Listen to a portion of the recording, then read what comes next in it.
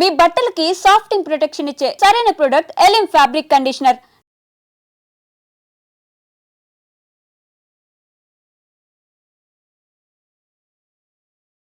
Okay. అయితే ఆ తర్వాత మనం వచ్చిన తర్వాత అదొకటే కాదు, మనం పెద్ద మొత్తంలో మనం ఒక నాయకుని కోల్పోయినాం. దీనికి ప్రతీకారం దాడులు ఇంకా ఉండాలి అనే ఆలోచనతోటి మళ్ళా స్టార్ట్ అయినాయి. అక్కడ నుంచి పోయి ఆత్మకూరు ఎస్ఐని కొట్టాం. ఆత్మకూరు తర్వాత ఇంకా తర్వాత మళ్ళీ మన మీద దాడి ఏడు వరకు పసుపుల దగ్గర వచ్చిన దగ్గర దాడులు జరిగినాయి. వాళ్ళ బైక్ల మీద మనం నడిచి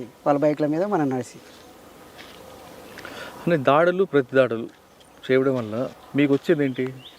అంటే మేము ప్రతి దాడి చేయాలి, వాళ్ళకి కుటుంబాలు ఉంటాయి కదా పోలీసులకి.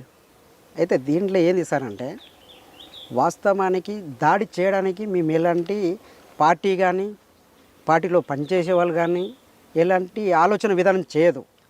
అయితే పార్టీ విధానాన్ని మనము ముందుకు తీసుకుపోయేటప్పుడు పొలిటికల్ లీడర్ల భద్రత కోసానికి డిపార్ట్మెంట్ తయారు చేసుకున్నారు. అది ఎవరి కోసానికి? ప్రజలకు ఉపయోగపడే వ్యవస్థ అయితే ఇప్పటివరకు కాదు. అది ఎంతసేపు ఉన్న పొలిటికల్ లీడర్కు, దేశాన్ని దోసుక తినే వాళ్ళకు భద్రత కోసానికే తప్ప ఎలాంటి ప్రయోజనాలు లేవు. ఆ సంస్థని అడ్డు పెట్టుకొని పార్టీని దాడులు చేయడము, ప్రజల మీద దాడులు చేయడము, దాన్ని తప్పని పరిస్థితుల్లో వాళ్ళ మీద దాడులు చేయాల్సి వస్తుంది. అంటే వాళ్ళని ఏదో వాళ్ళకిట ఏ ఇంటి నుంచి పోయారు, అదే పేద ఇంటి నుంచి పోయి ఒక ఆఫీసర్ అయ్యండు. ఆ ఆఫీసర్కు కనీసము డ్యూటీ చేసేటప్పుడు మానవత్వం ఉన్న ఆఫీసర్ ఏమో దాడులు చేయడు, అతను టార్గెట్ చేయదు.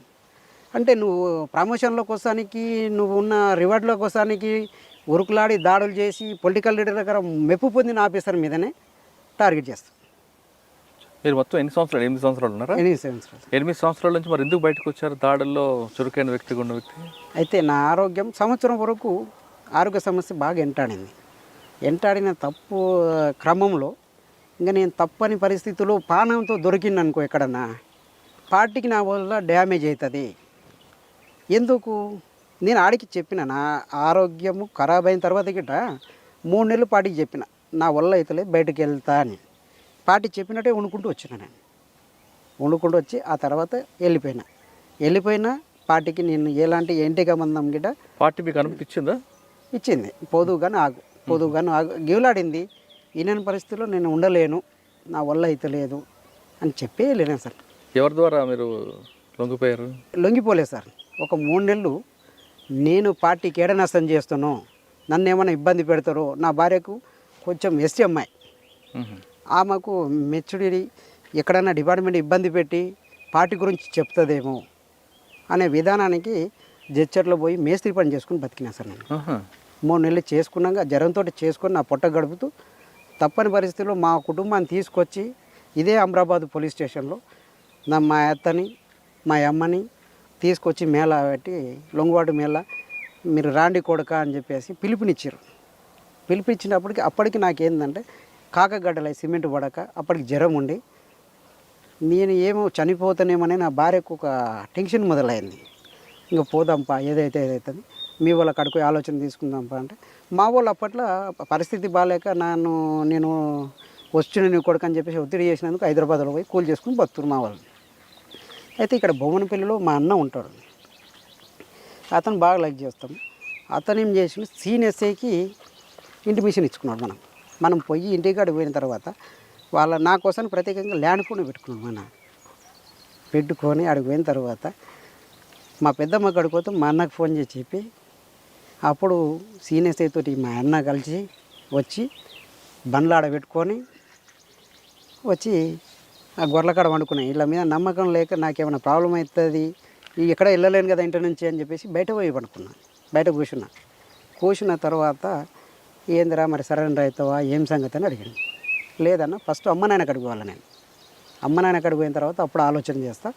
చలో అమ్మ నాయన ఏడ చేస్తారు, ఆయన హోమ్ మినిస్టర్ ఇంట్లో నాయన పని చేస్తున్నాడు, ఇది గోడను నీళ్ళు పట్టాల. అయితే సరెండర్ అవుతుందంటే మనం ఆడికి పోతే జానారెడ్డి అప్పుడు అక్కడికి పోతే మనం మన సొంత ఆలోచన పోవాలన్నా వద్దా అనేది కొద్దిగా కుటుంబంతో డిస్కషన్ చేయాలి. ఆరోగ్యం కుదుటపడ్డంగా వెళ్ళాలన్నా లేకపోతే మన సరెండర్ కావాలన్నా అనే ఆలోచన సందిగ్ధంలో ఉన్నా. బయటకైతే వచ్చిన మళ్ళీ నా వల్ల పార్టీకి ఎలాంటి నష్టం జరుగుతుంది అని ఆలోచన చేసుకొని స్థిరంగా కొద్దిగా ఎటుగా కూడా అయిపోయినా, మధ్యలోనే అయిపోయినా. ఈయన పట్టించిన తర్వాత నైట్ 1 గంటలకు పోయి, అరే బండి ఉంది మా అమ్మ నాయన అక్కడికి పోదాం హైదరాబాదు. అమ్మ ఎడ ఉంది, నేను వస్తా సరెండర్ అయ్యేటప్పుడు పోతా, ఇంకా ఇలా మా పెద్దమ్మ వాళ్ళ ఇంటికి పోతా. ఈ నుంచి మా ఇంటికి పోయింది, గోనెంపల్లి పోయింది. యాక్చువల్గా ఈ నుంచి ఆడికి పోయిందంటే నాకు 2 గంటల టైం మా ఇంటికి పోనీక.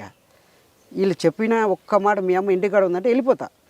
వీళ్ళ స్వార్థం కోసానికి నన్ను నేనే మూసిపెట్టి మా అమ్మకి తెలియకుండా నన్ను నైట్ 1కి పట్టించు. గిరి అని ఒక్క పిలుపు పిలిస్తే సార్, ఈ పెంటగడలను పెంటపుట్టి అలా ఫుల్ ఉంది. అది వానకాలం దశదీపాలకు గిరి అని ఒక పేరు పెట్టి పిలిస్తే బండ్లేమో స్కూల్లో పెట్టిరు.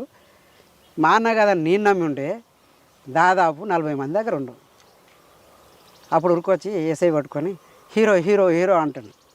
అంటే ఆ రాత్రి సరే నీవు బాగుండవు, మాట్లాడినావు బాగుంది. అదే నేనే వేపన్ తీసుకొని దాడి చేసిన అనుకో, ఎవరు అక్కడ నువ్వు తోలుకొచ్చిన వాళ్ళు నష్టపోయినా కష్టమే, ఇక్కడ నేను చనిపోయినా మా అమ్మ నాయన ఊరుకోరు కదా. అంటే అప్పట్లో డైరెక్ట్ అడిగాను నన్ను ఒక కానిస్టేబుల్, ఇప్పుడు కొట్టేసి ఎవరు దిక్కు నీకు అని అడిగాడు. సార్ నేను చచ్చిపోయే ముందర ఒక్కనైనా చంపుతా, మిమ్మల్ని చంపుతా సార్ అని చెప్పిన.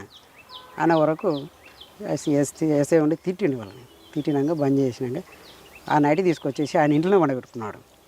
పండబెట్టుకొని తెల్లారి నీర కాసి పొద్దుగాల తీసుకుపోయి సరైన చేసింది సార్ ఇక్కడ మామనారు. అయితే నాకు అప్పటి వరకు నన్ను ఉంచుతారనే నమ్మకం అయితే లేదు. ఓకే. ఎందుకంటే 199 కేసులు వాళ్ళ మీద దాడులు చేసినవి ఉన్నాయి, గట్టి ఆఫెన్స్లే ఉన్నాయి. అయితే నన్ను ఎట్లా ఉంచరు అనేది నా ఆలోచన విధానం. ఇంకా పొద్దుగాల వీళ్ళందరినీ మాజీలని నన్ను మంగళాన్ని పిలిచి కటింగ్ చేయించి ఓ జత బట్టలు తెప్పించి వాళ్ళ మా భార్యకి ఇచ్చి తానం చేయించి బయటికి కంపౌండ్లోకి తీసిన తర్వాత వీళ్ళందరూ కంపౌండ్లో కానీ వస్తే బతికినారు అనుకున్నాను. అప్పటి వరకు నేను లేను, కొట్టేస్తారు ఎప్పుడో సరే అయితే కొట్టేస్తారని డిసైడ్ అయినా. సరెండర్ అయిపోయారు. అరెస్ట్ చేశారా లేదా పంపించారా? ఇంకా సరెండర్ చూపించారు సార్. ఇంకా అంటే ఈయన మా అన్న పెద్ద మనిషి, టీడీపీ తాలూకా ఇన్ఛార్జ్ అనమాట. అప్పుడు ఎవరు ఎస్పీ ఎవరు అప్పుడు చార్చిన మేడం. అయితే వాళ్ళు ఆఫీసర్ సరెండర్ అయిన తర్వాత మీకు ప్రభుత్వం ఇచ్చిన పథకాలు అందే? అంటే సరెండర్ అయిన తర్వాత మనకు డిపార్ట్మెంటు వాళ్ళకు డంపులు చూపించలేదని, పబ్లిక్ని చూపించలేదు, మీకు సహకరించిన వాళ్ళు చూపించలేదని చెప్పేసి కొద్దిగా ఇబ్బందికరంగానే ఉన్నది. కానీ మజీద్ సిఐ గారు సరే, ఆయన ఒక మానవత్వంతో ఆయన నీ బతుకు తీరు పెట్టరా, నువ్వు సరే మాకంటే సహకరించకపోతే నీ బతికెట్లా ఏం చేస్తావు అని ఆలోచన చేస్తే ఈ ఎస్ఐని అడిగితే ఇది కార్పొరేషన్ కోసానికి బండి తెచ్చుకుందామని, నా బతుకు తెరువు కోసానికి సరెండర్ అయినప్పుడు కార్పొరేషన్ నుంచి సపోర్ట్ చేస్తే బండి తెచ్చుకుందామని సుమో కోసం లెటర్ తెచ్చుకున్నాను సార్. ఆ లెటర్ చింపేసాను. సార్ నేను ఇది తెచ్చుకున్నా, మీరు సహకరించండి, మాట్లాడండి ఆఫీసర్ తోటి అని చెప్పేసి ఐటీడీపీఓ కాడికి పోయి. ఎవరు చెప్పారు? ఎస్ఐ పేరు శ్రీనివాసులు. ఇంకా రషి బోషి అంటే ఆయన కాళ్ళ కింద మనం ఎంతసేపునో ఒక వర్కర్ లెక్క పనిచేయాలనే ధోరణిలో పోయిండు. అందరూ మాజీల లెక్క చేస్తాడు ఈయన, ఇంటడేమనే ఆలోచన చేసాను.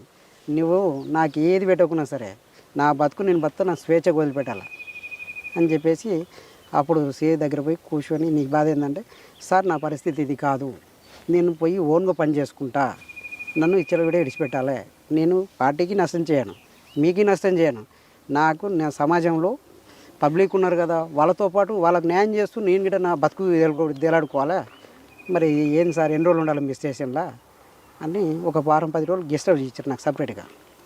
అప్పుడు ఈ రజిత, రమాకాంత్ వీళ్ళందరూ సరెండర్ అయ్యి మళ్ళీ ఆ గెస్ట్ హౌస్కి చేరారు.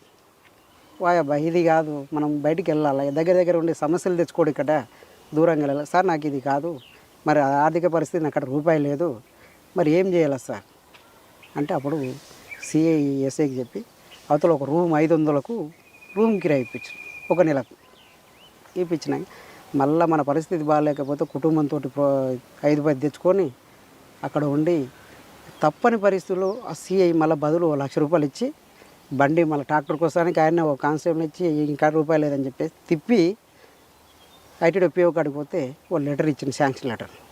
అది మళ్ళీ ఏం చేయాలి, సేమ్ మళ్ళీ ప్రైవేట్గా మనం వీళ్ళు సరెండర్ అయిన తర్వాత మనకేదో ప్రోత్సహిస్తారు, గవర్నమెంట్ ఏదో వస్తుంది అనే భావన పబ్లిక్లో కల్పిస్తారు తప్ప ప్రైవేట్ ఫైనాన్స్కి సపరేట్గా మనం తెచ్చుకున్నా అది ఆరామ్స్ సార్. ఇది మళ్ళీ ఈ ఆఫీసర్లతోటి సహకరించామని చెప్పాలి, ఆ బ్యాంకుని గీములాడాలి, మళ్ళీ ఫైనాన్స్ని గీములాడాలి. ఈ రకరకాలుగా పట్టా మన మీద ఉంటేనే వాళ్ళు లోన్ ఇస్తారు. అట్లా లాస్ట్కు తిరిగి తిరిగి తిరిగి మా అత్తగారి భూమి మా మామ పేరు మీద ఉంటే దాన్ని ఏం చేసి మా బామ్మడిది, పెద్ద బామ్మడిది తప్పదు ఈయన పట్ట చేసుకుంటే ఈయనకే పోతుందేమో అనే అపోహలు వాళ్ళకి నేర్పారు. అయితే అతను ఏం చేసిండు, ఒక బుక్ తయారు చేసి బ్యాంకులు ఇచ్చిండు. బ్యాంకులు ఇచ్చి తిరిగి ఆయన మధ్య సరే తిట్టిండు, మీ బామ్మడిది మీ చెల్లెనే కదా 10 మందిలో బతున్నాడు, ఎట్లా మీరు పొలిటికల్గా ఆయన టార్గెట్ చేయడం ఇప్పుడు కాదు, దూరంగా ఉన్నప్పుడు పార్టీలో ఉన్నప్పుడు టార్గెట్ ఇవ్వం, కానీ పబ్లిక్లోకి వచ్చినప్పుడు మీరు అందరూ సహకరిస్తేనే వాళ్ళు బతుకుతేనే మీకు ట్రాక్టర్ లోన్ వచ్చింది. అప్పుడు గవర్నమెంట్ లోన్ ఇచ్చింది, ఏది ఎస్బీఐ బ్యాంక్లో లోన్ ఇచ్చింది. అవి ఇచ్చిన తర్వాత కడుతూ పోయినా ఎంత పోయినా కానీ మనకు వచ్చిన 200-300 వస్తే మనము మితికిదిగా పోతుంది. అది లాస్ట్లో కట్టంగా 270కి బండి మనకు తెలియకుండా గుంజుకుపోయారు. ఎవరు? బ్యాంక్ వాళ్ళు.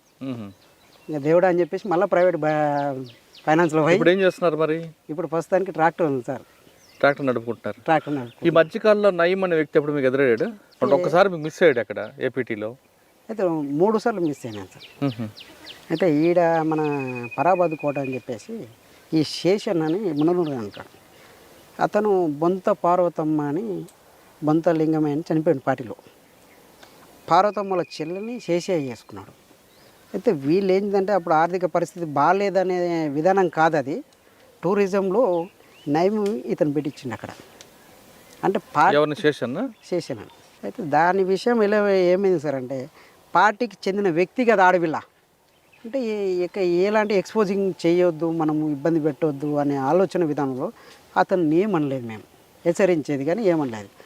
అయితే ఆడ ఏపిటి ఉంటే నయం స్మార్ట్గా తయారయ్యాడు. అంతవరకు జుంపాలు ఉండేది సార్. ఆ వచ్చిన టైంలో నీట్గా కట్ చేసుకున్నాడు, హాయిగా ఉన్నాడు, ఒక టూరిస్ట్ లెక్క ఉన్నాడు అన్నమాట. అయితే పోతుంటే తిరుగుతుంటే అయితే యాక్చువల్గా నేనేంది, ఈ వ్యక్తి ఓడబ్బా కొత్తగా వచ్చిండు, ఎప్పుడైనా గడ్డం కానీ ఏదైనా మాస్క్ కానీ ఉండేది. ఆ రోజు మాస్క్ లేదు, నెత్తి లేదు, ఏదో ఒక పొలిటికల్ లీడర్ లేక తిరుగుతున్నాడు. ఏందబ్బా అని చెప్పేసి కిరణ్ అనే పిల్లగాడు అతను అబ్జర్వేషన్ చేసిండు. అయితే టార్గెట్ ఏంటంటే మేమిద్దరం బయటికి వెళ్తాం, అలా ఆయనను కొట్టేయద్దు, పానంతో దొరకాలి మేము, వాళ్ళ ఆలోచన విధానం. అయితే ఆ పిల్లాడు అంతకంటే ముందే చెప్పిండు, ఆడికి వస్తుండే ఖచ్చితంగా జాగ్రత్త అని చెప్పేసి చెప్పాను. నేనేం చేసిన ఇంకా తిరుగుతా దగ్గరికి వచ్చేసాను సార్. ఇట్లా నేను పోతుంటే సింపుల్గా లుంగి కట్టుకొని పోతుంటే వచ్చేసి దగ్గరికి వచ్చి రిటర్న్ అనుకోనికి పోయాడు. మళ్ళా చేలో వెళ్ళిపోయినా, వేపన్ లేదు నా దగ్గర. వెళ్ళిపోయిన తర్వాత మళ్ళీ నయం పలానా వ్యక్తి అని చెప్పేసి అతను తీసుకొచ్చి ఇంటర్గేషన్ చేసినాక నేను చేస్తలేను, ఆయన ఎవరో తెలియదు అని చెప్పేసి చేసిన మాట్లాడండి. అక్కడ నుంచి ఎలగొట్టిన తర్వాత వచ్చేసి మళ్ళీ 3 నెలల్లో సేమ్ అదే పని చేసాను. తప్పని పరిస్థితిలో కొట్టినాం మేము. కొట్టిన తర్వాత మందలు ఇచ్చిన తర్వాత మళ్ళీ టోటల్గా నయం దగ్గరికి వెళ్ళిపోయాను. ఇక చేశాను. అట్లా జరిగింది సార్ అది. ఓకే, ఇప్పుడు చివరిగా ప్రశ్న చెప్పండి. నల్లమలలో ఒకప్పుడు వెళ్ళారు, పనిచేశారు, వచ్చారు, ట్రాక్టర్తో జీవితం నడుపుతున్నారు కదా సార్. మీ పరిస్థితి ఎలాగుంది, కుటుంబ ఆర్థిక పరిస్థితి? సాధారణంగా మాజీ మావోయిస్టులు అంటే సెటిల్మెంట్ చేసుకుంటూ బతుకుతారని ఒక అపోహ ఉంది బయట. మీరు ఆ సెటిల్మెంట్ చేస్తున్నారా, లేదు ప్రశాంత జీవితం కొనసాగిస్తున్నారా? సార్ ఇప్పటివరకైనా నా పద్ధతి ఏంటంటే, పార్టీ నేర్పింది ఒక్క ప్రజాస్వామ్యంలో ఒక వ్యక్తిని గౌరవిస్తూ వాళ్ళకున్న సమస్యను కానీ మనకున్న సమస్యను కానీ ఆర్థిక లావాదేవీలు కాకుండా ఒక ప్రేమతో ఎలా చేయించుకోవాలనేది నేను పార్టీ దగ్గర నేర్చుకున్న విధానం సార్. నాకు ఇప్పటివరకు నేను ఆర్థిక పరిస్థితి లావాదేవీల కోసానికి నేను ఇయ్యాలని కాదు, ఇంకా ఎప్పటికీ నేను చచ్చేంత వరకు నేను ఆశించన్నది. నాకు కావాల్సింది ఏంటంటే వ్యక్తులు కావాలి, అలా ప్రేమ కావాలి నాకు తప్ప నేను ఎలాంటి సెటిల్మెంట్ కానీ వాళ్ళ దగ్గర లావాదేవీలు ఏమైనా వస్తాయా అనేది ఎప్పటికంటే నేను భావించలేదు సార్. ఇప్పటివరకు నాకు ఆ పార్టీ ఏదైతే నేర్పిందో దాని మీదే నేను కట్టుబడి ఉన్నా. ఇప్పటికైనా నేను ఎలాంటి రాజకీయ నాయకుడు పిలిచినా ప్రజలకి ఆ గేరీలో కానీ ఆ చుట్టుపక్కల ఏ సమస్య ఉందో ఆ సమస్య మీద డైరెక్ట్ పోరాడతా, నేను డైరెక్టే మాట్లాడతా. వాళ్ళు కోపం పెట్టుకుంటారు నా మీద, కానీ నేను ఎన్నడిగిట దానికి లొంగను. నేను ఎంతసేపునో ఇప్పటికే నేను చనిపోయేంత వరకు నేను ఎప్పటికిట నేనున్న ఏరియాలో నా కాడికి అన్న వచ్చిన వారికి ఎలాంటి సమస్య ఉన్నా ఎదురుపడతా సార్. పార్టీకి దూరమైన ప్రజల సమస్యల పోరాటాలు మాత్రం ముందే ఉండాలంటున్నాడు సాగర్ అలియాస్ బాలన్న. పార్టీ నేర్పిన క్రమశిక్షణ, పార్టీ నేర్పిన సిద్ధాంతం దానికి ఇప్పుడు నరాన ఉంది. నేను దూరంగా ఉండొచ్చు కానీ ప్రజల సమస్యలకు ఎక్కడొచ్చినా ఎప్పుడు నిరంతరం అందుబాటులో ఉంటారంటూ చెప్తున్నారు.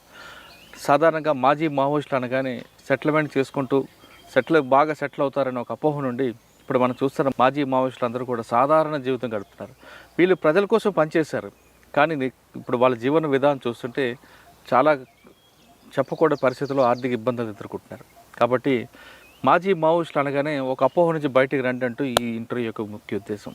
మరి ఇంకొక ఇంటర్వ్యూలో మళ్ళీ కలుద్దాం. అంతవరకు నమస్తే, థ్యాంక్ యూ. నమస్తే అన్న, థ్యాంక్ యూ. థ్యాంక్ యూ అన్న.